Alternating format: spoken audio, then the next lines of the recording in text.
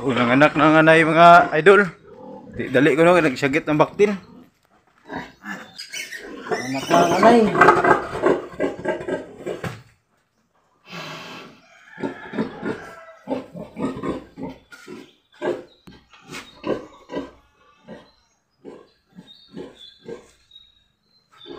Anak ng mga idol.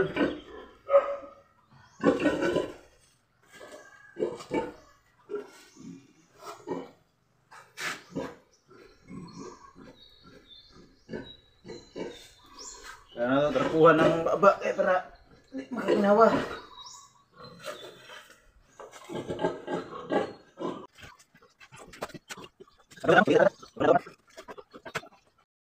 Sila mga idol nagtapok. O kaloy ano mga himsog. Mga himsog ang bakti na to karon. Itong patutuyon mga baktin.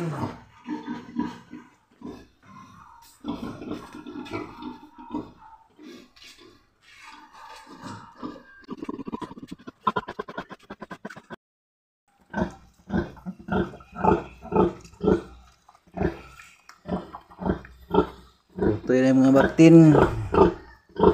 Diya ka, sumita. Dala matutoy diha, oh. Diya ka, diya. Ngita siya sila mga tutoy.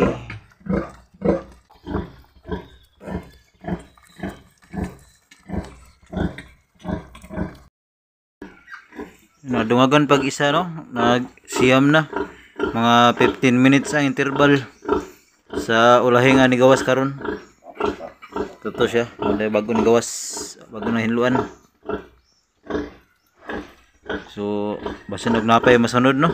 Eh napa may isa nga ning pahabol na siyam na, ug wa pa pud ni gawas ang inunlan. So ato lang bantayan para tabuton sig napay mo gawas. Madungagan. Turtag pusod. Lang ko yung pusod. Ikatutog.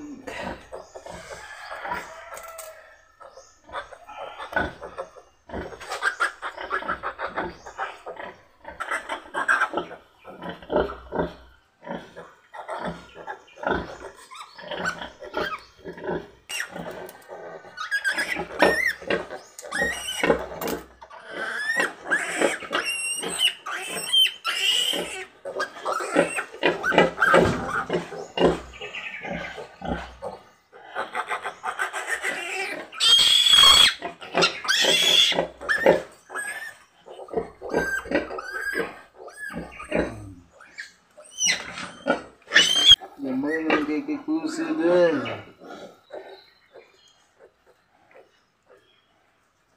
Matay naman kita ng pusod.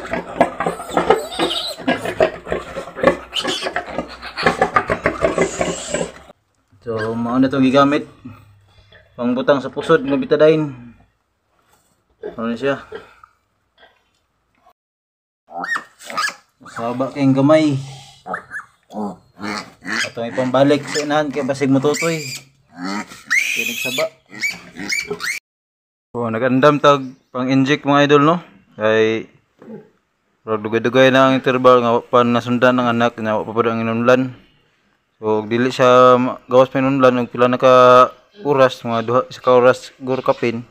I-inject taning pang busog. Kani siya para mo gawas siya. Ug ang kini inigawas sa inunlan kanina pud siyang atong i-inject pang antibacterial. So kini siya pang kuan pag di pa mo gawas kay delikado man ang baboy ug di mo gawas ang iyang inunlan. So kini atong gamiton pag human kini. So ato lang iandam in case nga di siya mo gawas karong taud. So kailangan ta mag-inject karon, no, kay nigawas ng inunlan.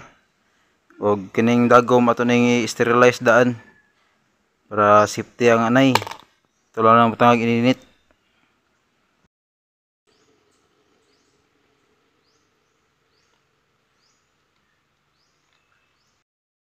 So, kailangan ta mag-inject, no? Magbutang tag needles.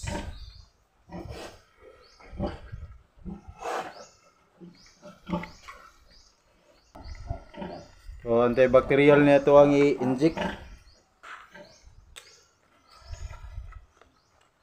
Sa sulod duha pares. Liquid o powder. Ang kanang liquid ibutan nato sa powder.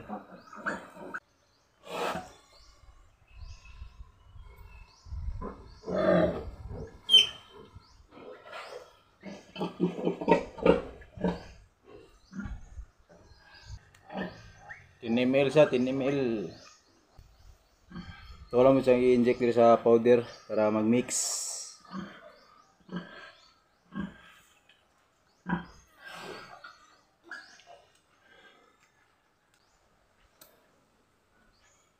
Shake lang natin eh. So, ano na siya. Wala na siya powder. Pwede na natin siya itong inject na. Patuloy na siya yung hurot. Isa lang siya injectan.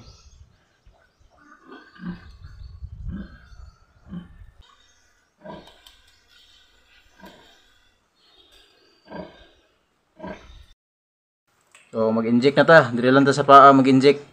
Samtang nagtutoy pa ang kuan para di kayo sa mo kuan agresibo.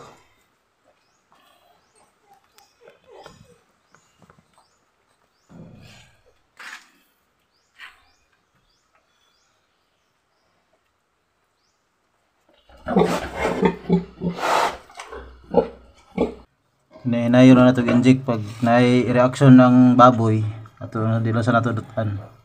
Tulangan naman ana pa yung lihok ang baboy undangan sa natog luot naman lang antod na mahurot